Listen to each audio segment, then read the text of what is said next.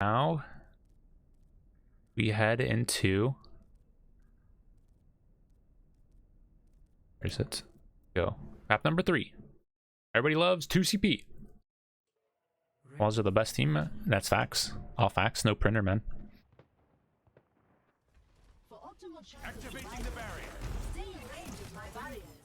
Now we'll see JJANGGU. JJANGGU's back in. Oh, look at this. Piggy wanted to play Orisa. He said, nah, bro. Give it back. Piggy was trying to take a bullet for him, man. He's like, bro, you're falling asleep. Yeah, we do get to see the legendary JKrat appearance.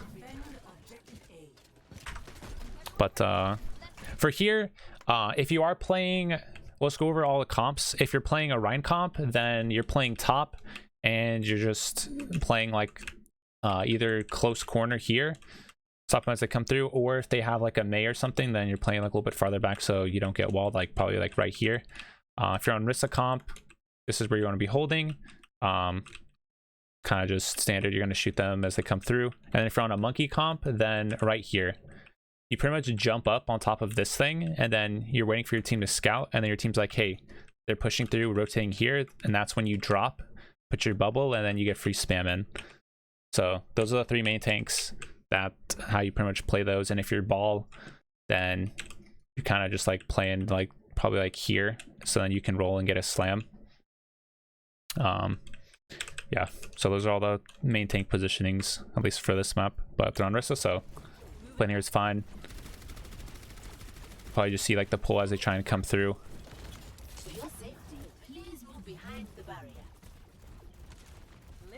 Oh, isn't Jake a DPS strategist for Outlaws? Yeah, he is player, coach. He honestly plays everything, bro. He played support. He's played the DPS.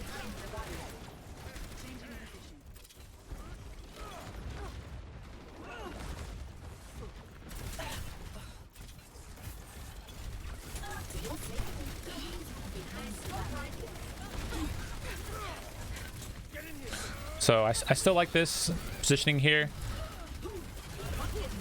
So they don't want it, they don't want them to be able to like hard push the corner, so they have like JKrat to like hard spam out the corner. Looks like Blase ended up just, you know, getting the better of the DPS and popping off there, but I still think that's the right spot, at least for you're going to be playing the Junkrat comps. Like they did everything I think could have done there.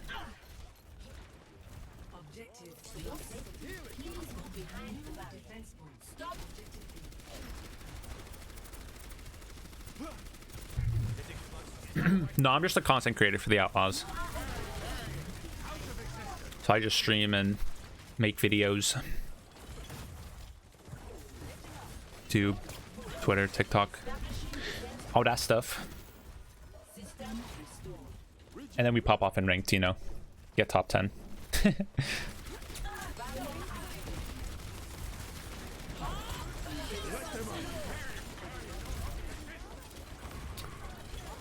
So we see window come out, JJANGGU backs off, plays this left side corner. I still think that was like good positioning that he's trying to like play up here, because instead of just playing back points and giving all his space for free, he's like playing this side, which you still can have like good cover here, and then you can just drop off to points and rotate back. So I actually do like this position. I never really used this spot, but now that I see it, this spot's pretty solid for Orisa, because then you can spam as they come through, choke, kite back a little bit, and you're not giving up all the space in the world to them. So I actually do like the positioning a lot. I'll have to use that. I'll have to yoink that positioning.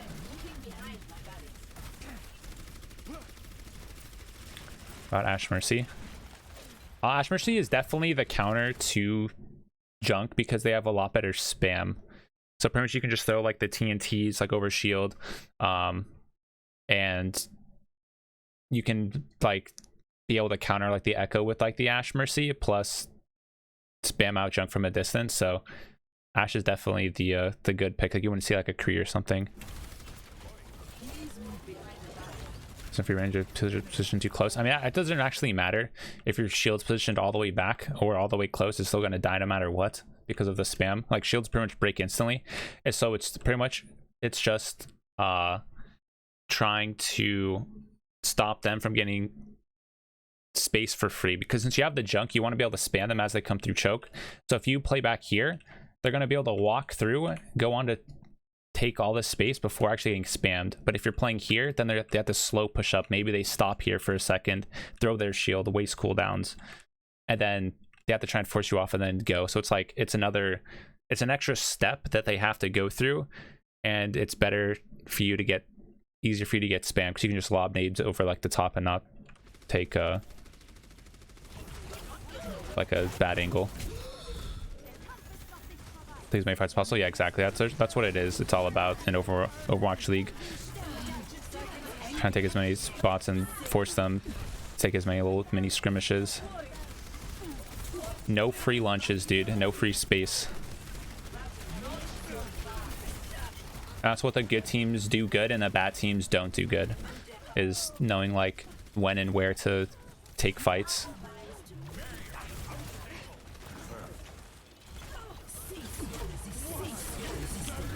So I like that disengage. I like the bongo usually still put it behind the pole there as much that he possibly could have done. Blase gets a good angle to kill it, so it's just good play by Blase, but I still think that's fine for bongo position to try and like match it. The second point attack is toxic, yeah. Anything on 2 CP is just terrible.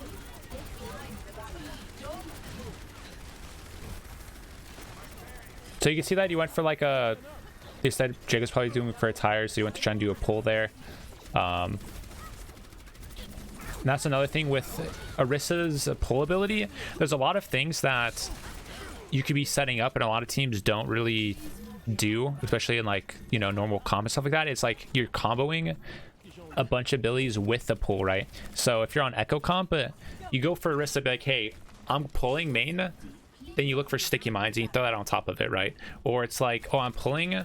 You can look for a Junkrat like the mine thing, the explosion one. And it's just like, it's just you just comboing abilities with the pull because you're gonna be able to grasp them all together. So that's something if you're playing Orisa to always try and do, like, and it just gives you the upper hand to teams that don't do that. It's just free damage for your DPS.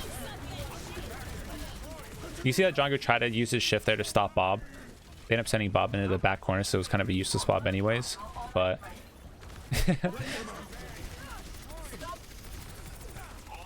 you still had the right idea of trying to stop Bob, because if it would have went on to a good position on point, then yeah.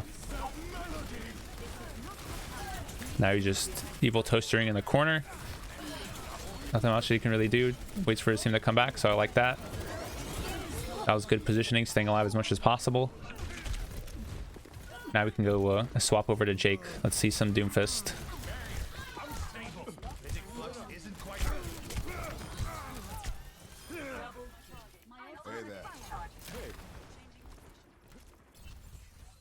Now JJANGGU's slowly coming back. He has the bongos. So honestly, we'll probably see him play probably pretty close. He can probably like bongo from these backsides.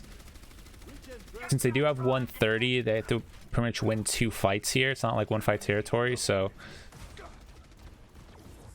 probably bongoing, trying to let their team build ults. I think it'd probably be the better play than kiting back to use it, but I guess we'll see.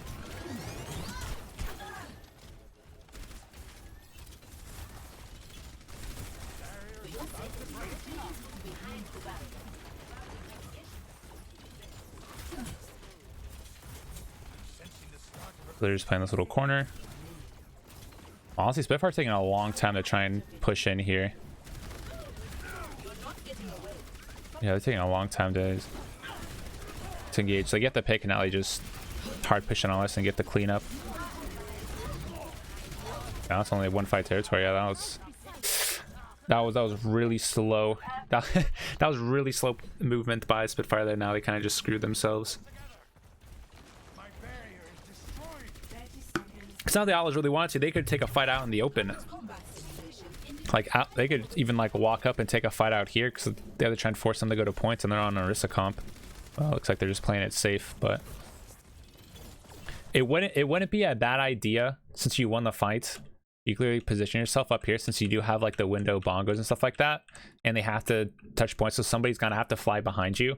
So then you're gonna take that 6v5 or 4v or 6v4 if it's on like Mercy at Deco or something. So you could push up here and just shot them as they're coming through, but this is like the safer spot. More conservative approach, and there's the bongos early. Which bongos can't really get killed on the wall. So still like the bongo usage, bongo positioning, solid. Oh, dude, Bozzy's doing work. Damn, bro. 2 tires?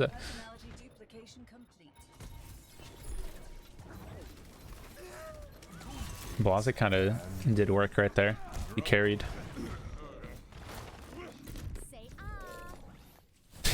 Junk diff in the chat. 0 to 2. Switching sides.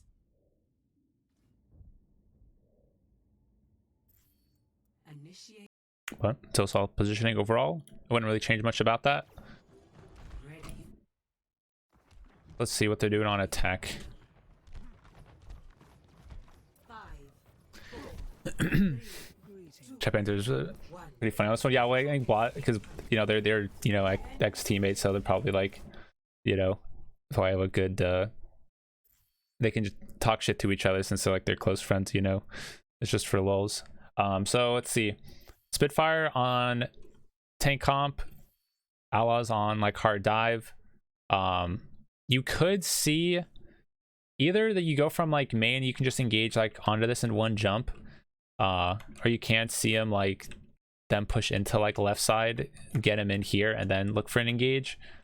But I think for Monkey, I kind of like always just like staying main and then looking for an engagement here, because if you go here, you just take so much spam like walking through and taking damage that you can let your team go that way if you want, like your DPS and stuff like that. But on dive comp, I'd always say like Monkey should, you know, be main, because you can either jump up main, you can either, if they're giving it for free, you can even walk up here and then look for any easier engage. So we'll see how the Outlaws play it, but I think jumping from main from Monkey is like the better, a better idea. We'll see what JJANGGU does. Okay. So I like that, jumping from main, not rotating into the left room. You kind of, I think they did that to try and debate him, thinking that they were gonna go into the left. I like it's the mind games. Soldier ult lock headshots or body shots. That's all body shots. No headshots in his ult. So Dante ended up dying there, so they're just holding high ground, and they'll probably push in at the same time as Dante tries to push through. So there you go. That was a good good rock there to stop his engagement. He has that bubble again though, so you can jump up. Bubble. That was a good pull by Potty to pull him back onto the high ground.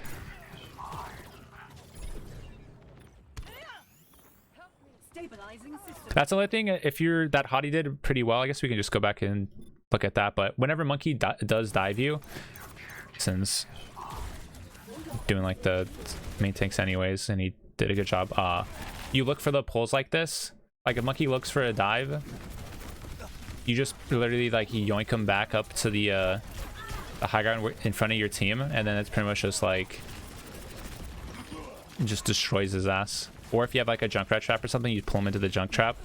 So that was good by Adi there. So if you're on the other side, that's what you want to do.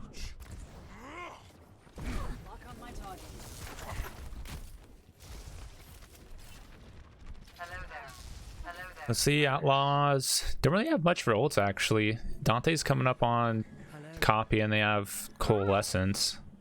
If I kind of like all their ults to work with almost.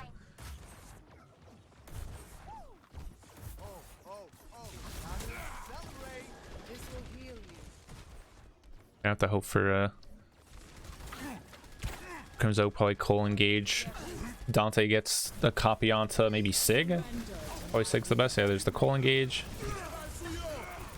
That was a good engage onto the BAP there. Pretty much negating the window usage. They don't have the immorts, so good positioning and target focus there by JJANGGU.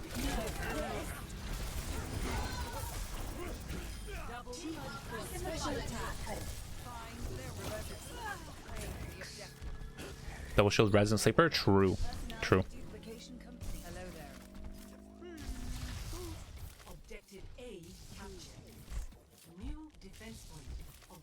Looks like Rally there, big for snowball. Yeah, like Spitfire had all their ultimates. They invested 4, and Outlaws only had to invest 2 ultimates.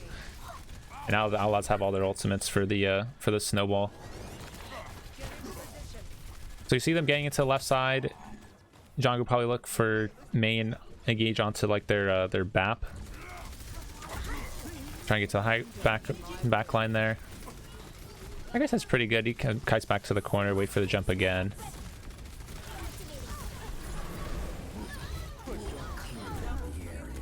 Good primal to knock break forward.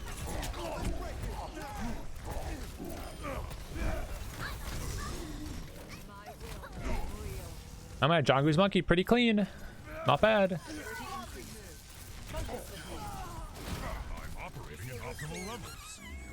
Now just to honestly, that was just a really good snowball. Spitfire invested so many ults. Didn't capitalize on anything. They almost got all theirs. Actually being able to kill things with no rally, yeah. If they had rally there, that definitely stops their push for sure. Now all they need is a single tick.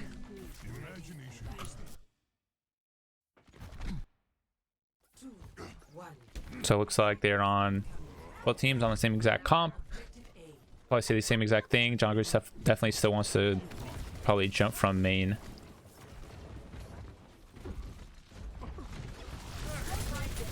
Oh, they actually dropped into him.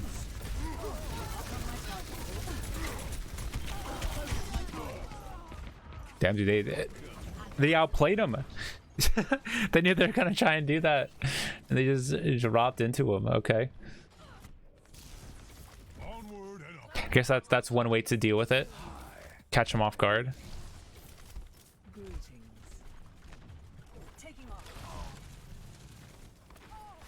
Dante did get a good amount of ult percentage though, so doing the same thing this time. They're actually looks like they're fully rotating.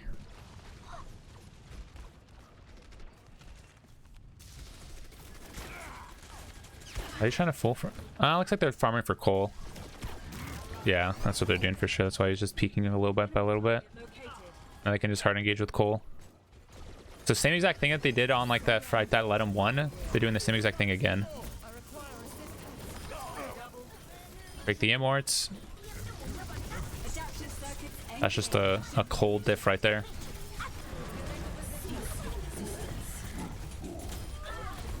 And it's just such like good engagement combos by the Outlaws both times. And that just shows you that like waiting for like some abilities and like ults and then trying to combo to use them to your advantage. So either support us like you're gonna nano monkey. You'll see a lot of teams, if you're like have a Ana in these comps, you pretty much just use stay main, farm nano for monkey, then you engage off that, and then in this one it's just farming for Cole and then you engage off Cole. So it's still kind of like the same concepts to do that, but that was good. That was good by the Outlaws, and then now they won 3-0, a clean 3-0. Some positioning mistakes, but yeah. Hope you guys enjoyed the Spitfire Outlaws review. That was helpful.